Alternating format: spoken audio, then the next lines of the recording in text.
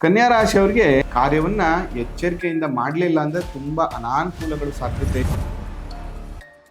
ವೃಶ್ಚಿಕ ರಾಶಿಯವರಿಗೆ ಮೋಸ ಹೋಗ್ತೀರಾ, ಧನ ನಷ್ಟ ಮಾಡ್ಕೋತೀರಾ.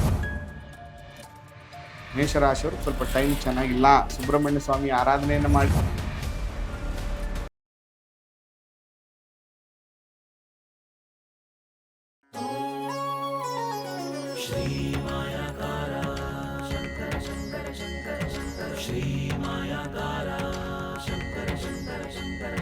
ಶ್ರೀ ಗುರುಭ್ಯೋ ನಮಃ. ಮಾಯಕಾರ ಪ್ರಭುವೇ ನಮಃ. ಗಣೇಶ ದೇವಿ ವಾಗ್ದೇವಿ ಮಮ ವಾಕ್ಯ ಸಿದ್ಧಿ ಕುರುಕುರು ಸ್ವಹ. ಓಂ ನಮೋ ಭಗವತಿ ಚಾಮುಂಡೇಶ್ವರಿ ಮಲಯಾಳ ಸ್ವರ್ಪಟಿ ಸರ್ವಸಿದ್ಧಿಕಾರಿಣಿ ಸತ್ಯಂ ಗೃಹಿ ಸ್ವಹ. ಆರಾಧ್ಯ ದೈವನಾಗಿರುವಂತಹ ಮಲೆಮಾದೇಶ್ವರನ ಮನದಲ್ಲಿ ನಿಂತ ವಿದ್ಯಾಗುರುಗಳ ತಂದೆ ತಾಯಿಯ ಪಾದಾರವಿಂದಗಳಿಗೆ ನಮಸ್ಕಾರವನ್ನು ಮಾಡ್ತಾ, ಜಗದ್ಗುರು ಪಂಚಾಚಾರ್ಯರನ್ನ ಬಸವಾದಿ ಶರಣರನ್ನ ಮನದಲ್ಲಿ ನಿಂತ ನನ್ನೆಲ್ಲ ಪ್ರೀತಿಯ ಯೂಟ್ಯೂಬ್ ವಾಹಿನಿ ವೀಕ್ಷಕ ಬಂಧುಗಳಿಗೆ ನಿಮ್ಮ ಮುಗುರು ಮಧು ದೀಕ್ಷಿತ್ ಮಾಡುವಂಥ ಪರಿಪೂರ್ಣವಾದಂಥ ನಮಸ್ಕಾರಗಳು. ಇನ್ನು ಈ ವಾರದ ಭವಿಷ್ಯವನ್ನು ನೋಡೋದಾದರೆ ಹೇಗಿದೆ ಅಂತ, ಶ್ರೀಶಕೆ 1947 ವಿಶ್ವಾವಸು ಸಂವತ್ಸರ ದಕ್ಷಿಣಾಯನ ಹೇಮಂತ ಋತು ಮಾರ್ಗಶಿರ ಮಾಸದ ಕೃಷ್ಣ ಪಕ್ಷ ಡಿಸೆಂಬರ್ 7ನೇ ತಾರೀಕಿಂದ ಡಿಸೆಂಬರ್ 14ನೇ ತಾರೀಕುವರೆಗೂ, ಅಂದರೆ 13ನೇ ತಾರೀಕು ಶನಿವಾರದವರೆಗೂ ಹೇಗಿದೆ ಅಂತ ನೋಡೋಣ. ಮೊದಲನೇದಾಗಿ ಮೇಷರಾಶಿಯವ್ರಿಗೆ ಹೇಗಿದೆ.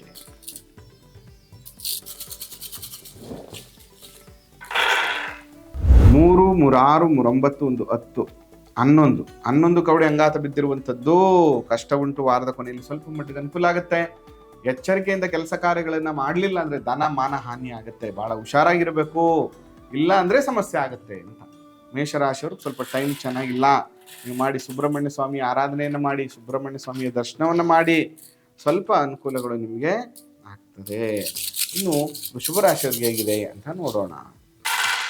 ವೃಷಭರಾಶಿಯವರಿಗೆ 3, 6, 9, 10, 11 ಕವಡೆ ಅಂಗಾತ ಬಿದ್ದಿರುವಂಥದ್ದು. ವೃಷಭರಾಶಿಯವರು ಕೂಡ ಚೆನ್ನಾಗಿಲ್ಲ. ವೃಷಭರಾಶಿಯವರು ಕೂಡ ಎಚ್ಚರಿಕೆಯಿಂದ ಕೆಲಸ ಕಾರ್ಯಾದಿಗಳನ್ನ ಮಾಡಲಿಲ್ಲ ಅಂದ್ರೆ ಧನಮಾನ ಹಾನಿ ಆಗುತ್ತೆ.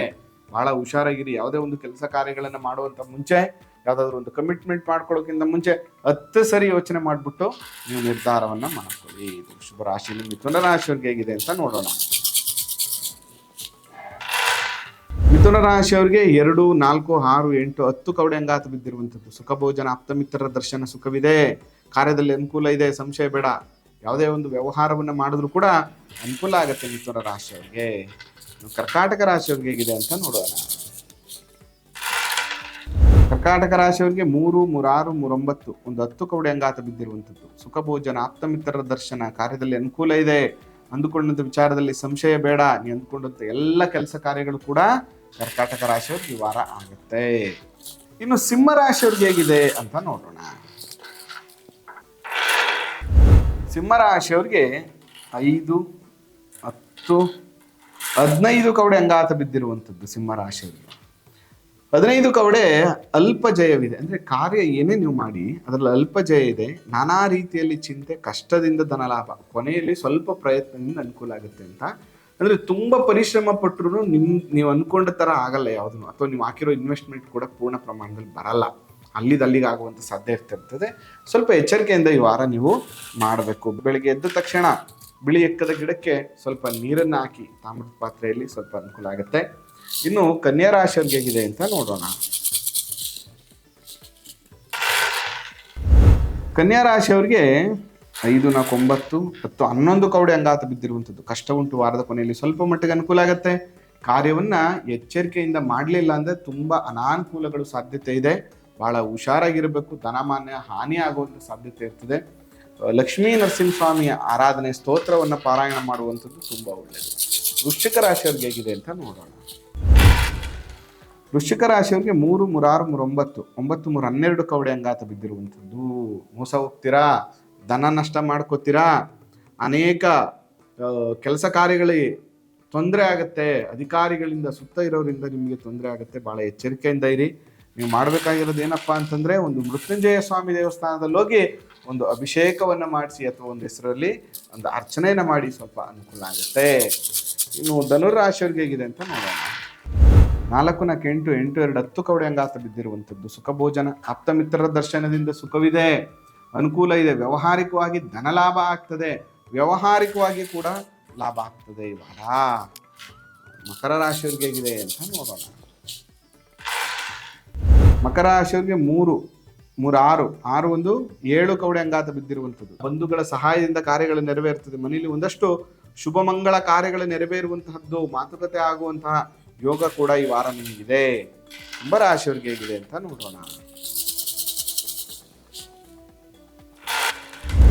ಕುಂಭರಾಶಿಯವರಿಗೆ 2, 4, 6, 8, 10, 12, 14 ಕವಡೆ ಅಂಗಾತ ಬಿದ್ದಿರುವಂಥದ್ದು. ಧನಲಾಭವಿದೆ.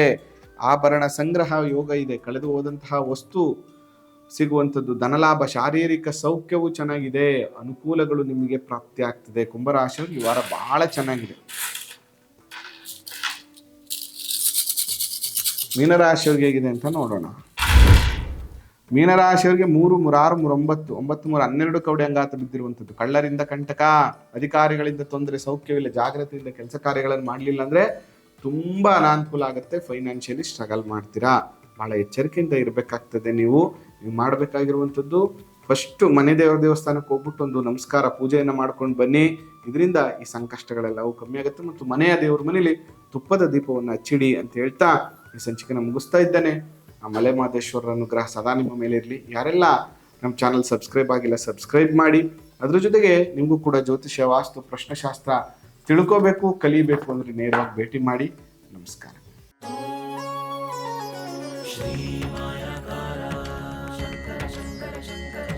ಶ್ರೀ